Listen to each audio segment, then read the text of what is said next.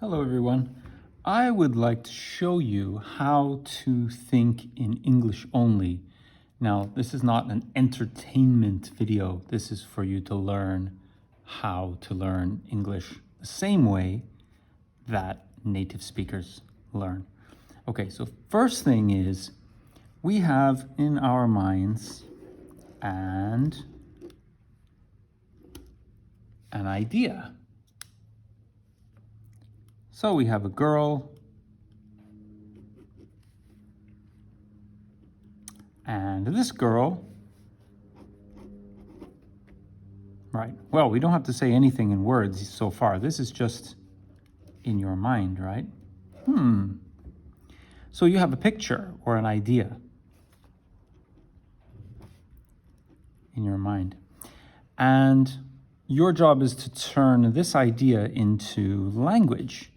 Now, you do it one way in Chinese, one way in Japanese, and another way in English. So, first of all, I want to show you why this in Chinese and Japanese is wrong in English. So, translating from Chinese to English is wrong. So in Chinese, you would say, I need, and in fact, it's almost like demand, this idea, more money. Now, if you went to someone and said, I need or I need more money, they would think you were nuts, right? So if your first step is to do this in Chinese as a Chinese speaker, or in Spanish or whatever language you're doing, and then taking this and going, well, how do I say that in English? You are starting with a mess. You're like, well, this is wrong. What is it in English? Oh, English is so hard. No, English is not hard. I will show you how to do it.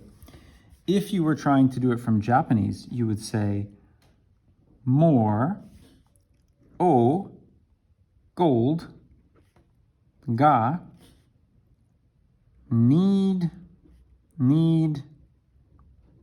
is. So we don't have this in English, and we don't have this in English either. And gold, okay, you could say gold is money, but that's a picture of gold. So more, o, gold, ga, need is. What's that in English? Wow, you've got two messes you've started out with. So what is the solution? A native English speaker will do this process that I will show you. And this process is the same for all of English. All of English is this that I'm going to show you. Everything you'll do in English. So, what does a native speaker think when they have this idea? Well, a Chinese speaker thinks about the object first. And a Japanese speaker thinks about the verb first. But an English speaker thinks about the subject first. So your first job is to find the subject in the situation. How do you find the subject? This is crucial, really important point, is that the subject will be doing something. So what is the one that is doing something? It's the girl, right? The girl, now in this case, it's not a do, it's a need. So, but that's the verb, right? The verb is the action. So the girl needs, what does she need? The money. Yes. So, who needs the money? The girl needs the money. So English, all of English is exactly like this. Now look at the difference. 我需要更多钱. Oh, that's great in Chinese. I need more money. English, how to say? I don't know. Same with Japanese, right? So here we go. It's your job then is to have this one idea in your mind, find the subject, and the subject, the really, really important thing that you need to learn is, one, you're going to find the subject. And subject just means who. Who is doing. Yeah? Who is doing this action? You know the verb is needs. So who needs it? That's the subject.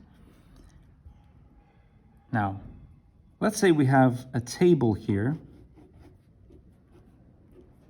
And we want to say where this money is. Okay, so what is the subject? This is an is. There's a do, and now we're going to do an is. So what is what? Sounds a bit strange, but this is how a native speaker thinks. What is what? So what is on the table? The money is on the table. Those are our two core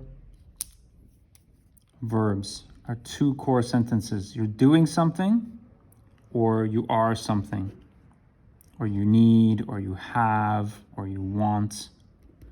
Yes? So now we have, let's try this one. So we know here's the girl, and she, if you go from her eyes, so the girl, what can she do with her eyes? She can do something, right? So the girl is our subject. What can she do? See the money. So the girl sees the money. Same thing. It's a subject and a verb and an object. All of English will come from here. What's the girl doing? The girl is looking at the money. Or the girl sees the money. Both are fine. And she's happy, right? And what will the girl do? Well, she's going to go here. Right. And who is going to do this? It's this action, right? So we know the verb in this case is going to be take. Yep. What is she going to take? That'll be the object. That'll be the money. And who's going to do it? It's the girl. So the girl, and all we have to do, let's write it out, is say the girl will take, because she doesn't have it yet, the money.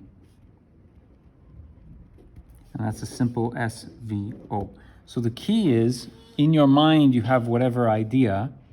You need to go one at a time. This SVO, super, super, super important for you guys to think about because it's different in your language.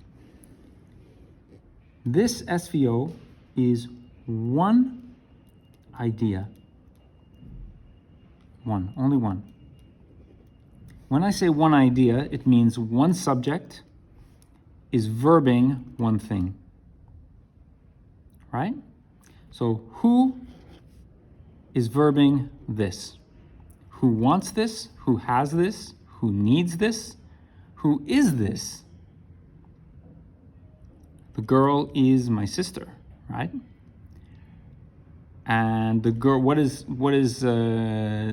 is taking this? The girl is taking the money, right? That's SVO, that's one idea. One idea is subject, verbs, object. That's one idea. And in English, you have to really, really break it up like this. The girl needs money. The money is on the table. The girl sees the money, or in the past, saw the money. And the girl will take the money in the future, right? You have to use this in your mind, the story you want to tell. And break those ideas up into subject, verb, objects very slowly and very carefully. Why? Your job is not Shakespearean English. Your job is clear communication. What does clear communication? People can understand you. People understand what happened, right? In this story, we know exactly who she is. She's my sister. We know what she needs. She needs money. We know where the money is. and we know that she will take it. There's no confusion. Very, very, very clear. That's the first step to thinking like a native speaker in English only.